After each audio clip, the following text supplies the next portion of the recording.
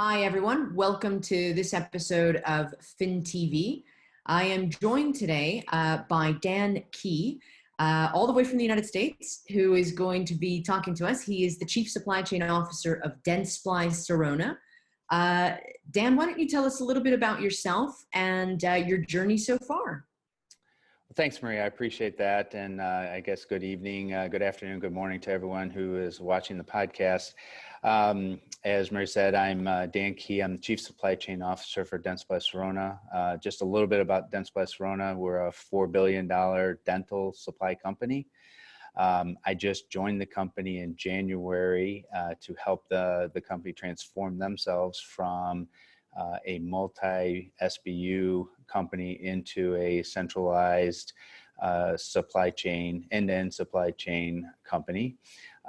My past has been a career, I would say, that most should never follow, but had I not followed it, I wouldn't have learned and been in this position. I'm a mechanical engineer from the University of Illinois. I have an MBA from Clemson University. I've been in the business world for 31 years, pretty much the entire time in some type of transformational role, whether it's been small projects like capital projects or small projects where I have taken a team and recommissioned an old process that had been shut down for a while, all the way to transforming large multinational corporations. I've been very fortunate to work with some great leaders and even more fortunate to have worked with some outstanding employees who've helped in the transformation process.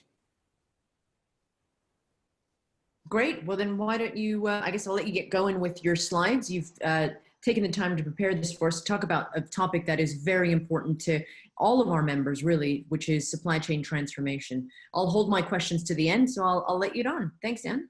Well, thank you, Maria. I appreciate that again. And I guess over the next 15 or 20 minutes, I'd like to share a little bit about what I've learned on my journey as it pertains to business transformation. As I said, I've had the unique opportunity to be with some very large companies as well as some relatively small companies, and whether we knew it or not, had been through several transformations, again, very small, whether it's a small team transforming themselves like a maintenance shop or other small operations, all the way to very large companies, whether it was with a division of Honeywell or it was Sigma Aldridge, Axalta, or now most recently with Dentsply Sirona. So would love to have the opportunity to talk to you about how my process works and the opportunities I've had. I will not say that I've been perfect in the transformation process, but I've had some really good successes that hopefully I can share with you. What I will work with you on and explain to you is not the only way to do transformation, but it's just one way that has worked. So as we look at business transformations, it's amazing that 75% of all business transformations fail. This number comes from numerous consultants. Most recently, I had the opportunity to work with McKinsey, and they reconfirmed that 75% of business transformations fail. This is one of their selling points. I'm not here to sell McKinsey, but it is one of their selling points on a brand new business model they put together called RTS, which stands for Reset, Transform, and Sustain. But I really like the two quotations that you see here on the screen. One from Christoph Zollin, who is a renowned leader in transformation, is the founding partner of a company called Radius One, and he said most transformations fail to change the ways that leaders think and act. As a result, the transformation stops far short of where they need to be, or the organization simply reverts back to its original state. And I will talk a little bit about that as the failure points as we move through the slides. And of course, Einstein is very famous about saying that you cannot solve a problem using the same thinking that created the problem in the first place. And as we go through what I've learned in the transformation process, please think about these two quotations, because they both are meaningful in what I've learned and how I've put together my transformation process. So what is transformation? if you go to Wikipedia or you go to the dictionary and you look it up, and it's a basic transformation is process of fundamentally changing systems, processes, people, and technology. And it focuses on the individual process, system, technology, team, or department. Very formal, business-like definition, and typically at the end of the day, it's going to be pretty accurate. But it misses a few key points, and so I like to use my definition of transformation. It's not anything special, but hopefully gets at the heart of how to be successful, which is transformation is using the correct tools at the correct time to create or improve a process that's broken or stagnant for the purposes of benefiting your customers, which I define as your employees, your paying customers, and your shareholders. One of the major learnings that I've had throughout my career is that every transformation is different. And I want to underline correct tools, correct time, because at the end of the day, many transformation leaders and business transformation processes fail because you try to use the same tools that worked before in a different situation. So we'll go through a little bit of that, and especially I will give you a couple of examples at the end that where I've learned quite a bit and used different tools to help transform different processes. So if we go to the next slide, you'll see the typical failure points in a transformation process. Executives tend to use or miss the critical point of using the wrong tools in the wrong culture, and certainly not picking on the GE leaders, because they are some really great people. I've met many of them. But I know in several cases, and including the ones in the initial bio discussion about this podcast, they unfortunately used GE tools in a non-GE culture. And what I mean by that is the GE culture is very special. It's been very successful over the past 100 plus years. But to try to take those tools and use them in a culture that is not similar to the GE type culture is going to fail, and it's doomed for failure. And several of the leaders that have left GE and gone on to Home Depot and to other companies tried to incorporate those tools and have been unsuccessful. And you can use any major large company that develops leaders as well as GE.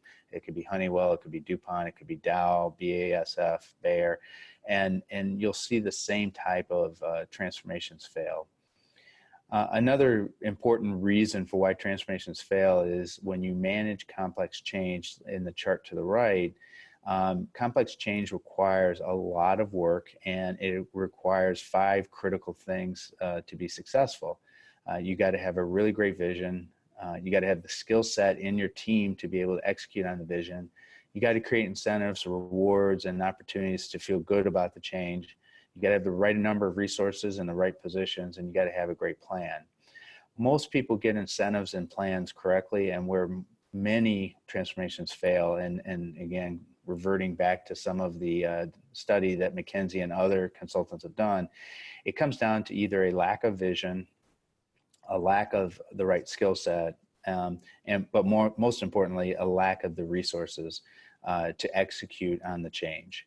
And when you do that, you can see on the right-hand side, you either get confusion because people don't know where they're going. You get anxiety because you put people in positions where they're ill-equipped to be able to handle the transformation, or you create frustration because you have people working 80 hours a week, 100 hours a week, 120 hours a week, and they just don't see how they're going to get to the end. So it's critical that as you go into a transformation, you understand the playing field before you start playing the game. And that means making sure that you take into account all 5 of these critical points in managing complex change. So as we move forward, I like to try to break down a transformation into 3 years, into 3-year increments, and try to use each year as a process in itself to get us to the end game. The first year, I like to try to take control, and I don't mean with a heavy hand or take control from a standpoint of making all the decisions for the company. What I mean by taking control really is understanding the culture. I do a lot of work going out in the field, talking to customers. And again, I define customers in three sets. One is our employees, one is our paying customers, and one is our shareholders. And understanding what the culture is, how do we service our customer, all three sets of customers, and what is the culture like. Then I like to create really quick wins and try to find wins that show that, hey, we can do the right things and at the end of the day be successful. And then the three highlighted points kind of go back to where the failure points were in managing complex change. One is setting a clear vision. You need to set that soon and at the beginning of the transition and the transformation. Rigorous reviews, because you need to understand, do you have the skill sets and the resources to make sure that you're hitting on your goals and objectives. And then the one that I think is ultra critical is organize quickly and effectively, because you have to get the right skill set and the right resources in the roles that you need for the transformation. Many of us take time to organize. We think that we need to take 6 months, 12 months, 2 years to get the right organization. I tend to try to look at it in a 60 or 90-day increment. Am I always right? No, that's for sure. I've made mistakes in my past as I've organized, but I also think that if you get 90% of it right, then at least you get the group, the end-to-end supply chain working toward the right vision, and you get them running faster. So you'll see that three major items that I always keep in front of me when I'm doing a transformation is speed counts. Transformations need to be fast. Visibility counts, whether it's metrics or it's the leadership team or it's even myself being out talking to the employees. And then communication counts. What you say, how you say it, when you say it, how often you say it is really critical in a transformation process. Year two is really around the goals and trying to hit your goals. So in year one, you're establishing the goals, you're establishing a culture, you're establishing the organizational structure. Year two, you really got to focus on hitting your goals because you want to see success. And of course, the corporation and your customers want to see success. So you got to have accountability. In transformation, you can't be incremental in your goals. You got to set lofty goals. You got to set goals that are meaningful to all three sets of customers. And you got to have a high bar that you can jump over. And a great thing about high jumping in track and field is that you get 3 chances to get over the bar. And the first one, you may hit the bar with your feet, the next time with your back, but then the third time you get over. And that's part of setting lofty goals, is that you're not always going to hit them, but you at least have to have the direction as to how you get there. And of course, you have to measure. If you don't have the view and the visibility of the goals, and you're measuring against those goals, and you're saying, hey, I'm not perfect yet, you're not going to get to that level of accountability. And most importantly, you're not going to succeed in meeting your customers' needs. Of course, you want to improve on objectives. And I'm a firm believer you've got to reward people. You've got to take the time to pat people on the back. Rewards don't always mean financial. They can be a multitude of things. I'm a firm believer that if a plant site or a warehouse meets significant goals, I'm going to go there. We're going to have, we'll grill steaks and have cake, and I'll be there to help them with that. But you've got to reward people and recognize the hard work to get to where you are, because transformation is not easy. And if it's only about transformation and not about a little bit of fun, you're not going to keep people engaged. And then year two is really when you got to, again, assess your resources. And sometimes you have to hire extra resources. And I think people get afraid of that because typically transformation is associated with cost savings and cost cutting. But at the same time, it's about speed and getting to the end goal.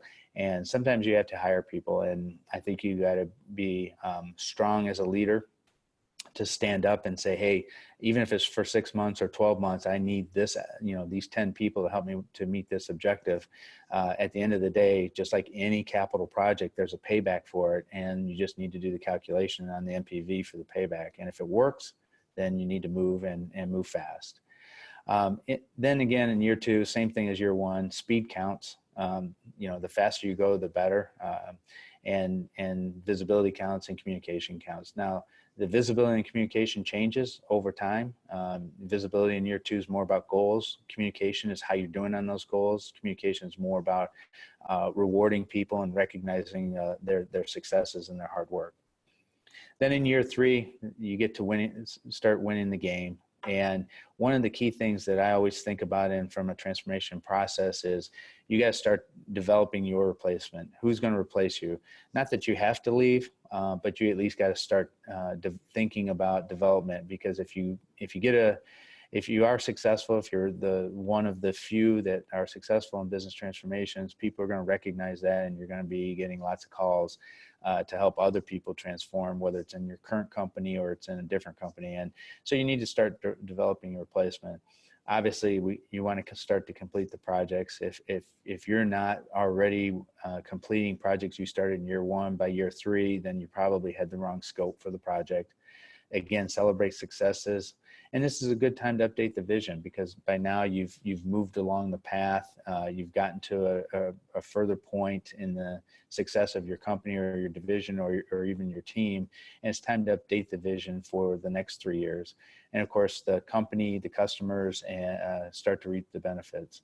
And again, speed, visibility, and communication count. But as you get to this point in the 3-year process, what you're measuring, what you're showing, what's visible, and how you communicate that changes again and becomes more mature. And now you're getting to that sustained part of the transformation process. So I like the McKinsey, again, not selling McKinsey, but I like the reset, transform, and sustain. It kind of matches the 3-year plan I have here. But I didn't want to use their terms because they trademarked those. So So let me give you a couple of examples. I was with a company, Sigma Aldrich, in 2013 to 2016. Sigma Aldrich, really great company, $2.8 billion biological and chemical company selling to research chemists around the world and pharmaceutical companies. They were led by multiple business units. The board of directors actually asked to bring somebody on board to help centralize the end-to-end supply chain, including procurement, operations, logistics, distribution, supply planning, demand planning. And so I was fortunate enough to get the role as Chief Supply Chain Officer for Sigma Aldrich, and really started with a blank slate because it was a centralization of many functions, of many groups that were very similar in nature. And so I got the opportunity to do it, create it from a blank slate, create a centralized organization. The transformation was really designed around how do we improve the customer service, and how do we improve the gross profit margin for the company. And so I had the opportunity to meet a lot of people, great culture. Sigma was one culture. Aldrich was still a different culture. The company was still coming together after 20 years of being together, was still coming together under one culture, and really got a chance to understand where people wanted to work, how they wanted to work, where they wanted to win. The great thing about starting from scratch is that we had some great people. They were just in the wrong positions. We weren't organized correctly. We didn't have the right vision, the right goals, the right metrics. And as I stated in year 1, we quickly got organized in 90 days. We had a new organizational structure. People were in the positions. I was able to use people who are already in different business units and slide them into regional leaders or global leaders. We set a vision as a team, and within 180 days, we had new metrics and we were off and running. When I joined the company, the board of directors asked if we could increase gross profit margin by 200 basis points in 5 years. We were able to do it in 2 years. They asked us to increase on-time deliveries. We were roughly 60%, mid-60s when I joined the company for full orders. And when I left the company, we were in the high 80s. So we were able to, in a very short period of time, transform the company and get the company to a point where it was helping the employees be successful, customer number 1, helping the paying customers get the orders on time, customer number 2, and helping shareholders by increasing gross profit margin by 200 basis points. So again, very successful, almost too successful, because Sigma Aldrich was acquired in 2015 by Merck KGaA out of Darmstadt, Germany. So I left Sigma Aldrich and went to Exalta to do another transformation. This one was a much more difficult transformation. It was a very hard transformation. Exalta was a carve out from DuPont. Was acquired by private equity and was just in the process of going through its IPO when I joined the company. What made it hard was, of course, you're dealing with a culture from a very large company, DuPont, into a very small company, roughly 4 billion at Exalta, and you're having to look at how the systems are different from a very large multinational, multi-conglomerate company to a small company that wanted to be nimble, wanted to be quick and service the customers at a high level. And the reason this one was hard was that the structure was fairly good as far as the organizational structure. The issue was we had some really great people, but we didn't have the right talent and the right skills and in the right positions. And so, of my top roughly 26 leaders, I had to exchange 18 of them in 24 months and get the right skill sets into the right positions. So, a different transformation, as I said before, each one's always different. But this one was one of the more harder ones because it required making some changes. And again, 18 people in 24 months sounds fast. It actually is very fast, one per month pretty much. And it made a very tough and long 2 years, especially for myself, because once we decided to take action, we went ahead and took the action, even though we may not have had a replacement at the time. But it was important to make that statement, to create the vision around how we were going to be nimble, fast, and customer focused. And we made some tough decisions. We decided to close one of the largest facilities that had been around for over 100 years. And it was necessary for the health of the company to make that decision and eventually invest in China and move the business, part of the business to China. So every transformation is a little different, and Exalta was a very difficult one. I'm in a new one now. I'm 6 months in. Within 60 days, I had my new organization at Dentsply Sirona set up. It was completely different setup than what Dentsply Sirona had prior to me joining. But this one feels a little more like Sigma Aldrich, but with a different culture, different customer set, and different objectives than I had at Sigma Aldrich. So it's an awesome opportunity, but it's also full of responsibility and accountability when you get a chance to lead a transformation, especially a large one as I did at Sigma Aldrich and Exalta. So just in summary, as I finish up here, transformation is hard. If you think it's easy, you're in the wrong business. It's very hard. You have to have thick skin because people are not going to like what you're doing. You can sell it all you want, but changing culture, changing people, and changing directions and metrics it's very hard, and it takes a lot out of you. But if you're up for it, it's very rewarding at the end because you can see very visible results at the end. It's critical to get it right. I mean, again, 75% fail, and they either fail spectacularly or they fail to meet the original objectives of the transformation. And in a lot of cases, companies revert back to their old culture, their old way of doing things. And that's not where you want to be if you're asked to do a transformation, whether you're leading a small team or a company transformation. Again, 75% of transformations fail, and it's my experience that it's because you have the wrong vision, or you have the wrong skill sets, or you have the wrong resources. And so, as you're going through a transformation process, keep those three things in mind. No transformation is the same. The two examples I gave just now with Exalta and with Sigma Aldrich were totally different. And at the end of the day, I learned from both of them, and now I'm into a new one here with Dentsply Sirona, which is again different than the other two. So don't go into the transformation thinking that how you did it the last time is going to work this time. And then finally, a really great book. I will do a plug for Michael Watkins on his book. Every time I change companies or get ready to do a transformation, I always read the first 90 days just as a refresher. Not everything in the book is something I would agree with, but there are certainly things there to take away, very good nuggets to take away to go faster and be smarter when you get into a new role. Originally, he wrote the book for when you get promoted and how you, or if you change companies. I find it great for transformational processes as well. Again, several of the key concepts are important if you take on a new role and also are doing a transformation. So I think it's one of the best books I've read, especially when it comes around transformation. So with that, Maria, that's kind of the background, and I'll take any questions. Dan, thanks so much for that. I mean, you covered quite a lot. And I think your first slide to me was quite interesting with the fact that 75% of transformations fail.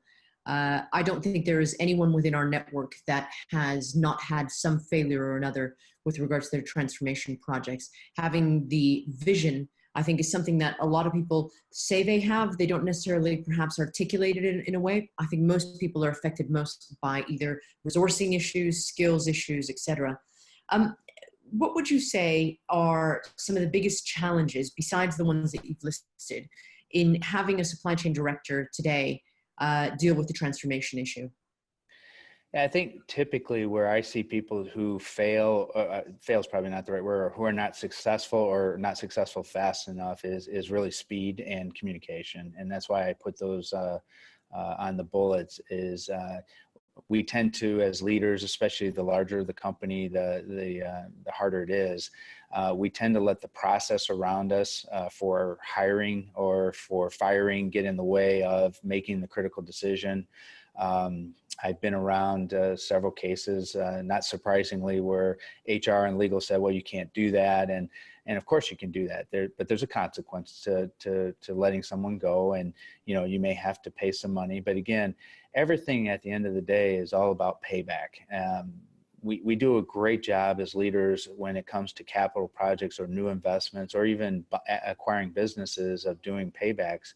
But when you look at the investment of additional resources or the investment of exchanging a leader or reorganizing and actually adding people to your team to be more successful, we don't typically as leaders take the time to do the financial analysis to say, hey, here's the payback. If I add this leader in this position with this metrics, yes, it's going to cost this amount of money per year, but the payback's 18 months when we'll start to see the benefit to the customer and to the company.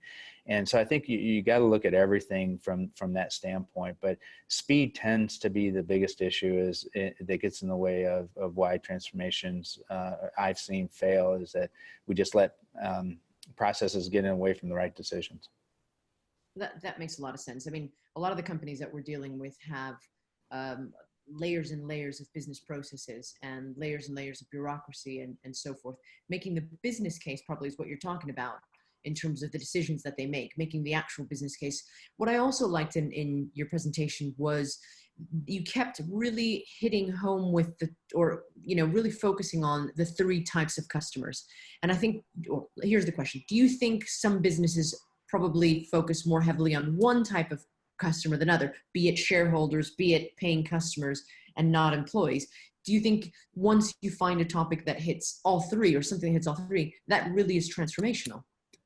Absolutely, Maria, and you're correct. I mean, in a lot of cases, larger companies, of course, are focused on the shareholders, and then maybe on the paying customers, and not so much on the employees. Or if they are on the employees, it's more poster boards and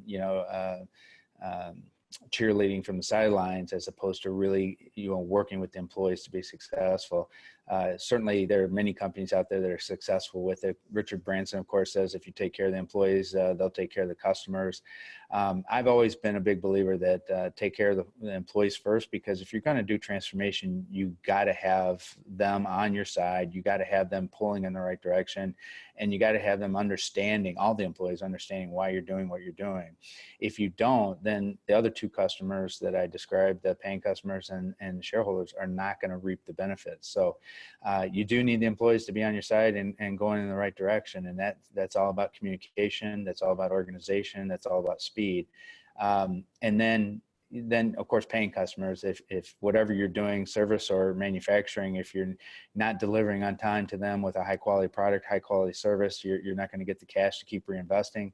And of course, if you take care of the first two, the third should work itself out as far as taking care of the shareholders. But I think many transformations fail because they either don't recognize all three, they get the wrong order, or they only focus on one. And as you mentioned, they don't get that that vision out there as to why. And it does boil down to why is this important? Why are we doing the transformation? And not just to make it a cost-cutting exercise. Dan, you know what I really like about your presentation was there's a lot of hype and a lot of noise around digital transformation, you know, as though that was something separate that that isn't transform. It's like a separate transformation, a different type of transformation.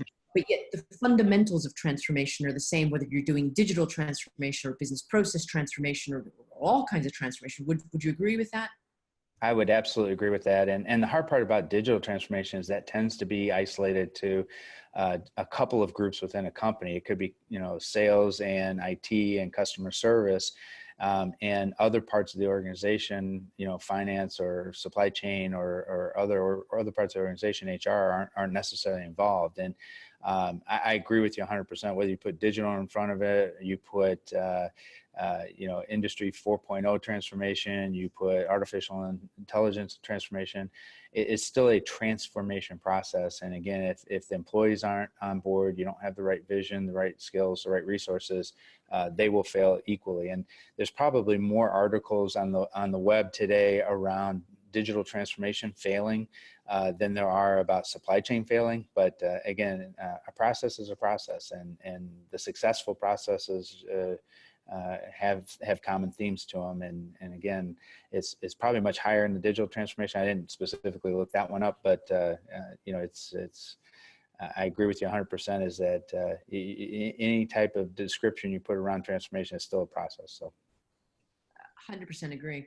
Let me ask you our last question, which is, okay. You've covered quite a lot. So I kind of feel like I don't want to ask you any more questions because you've said so much about this that, you know, it's been so comprehensive. But what advice would you give to supply chain professionals today that are being disrupted by all types of companies? They have pressure from above, pressure from below, pressure from competitors to actually stay competitive and to not fail.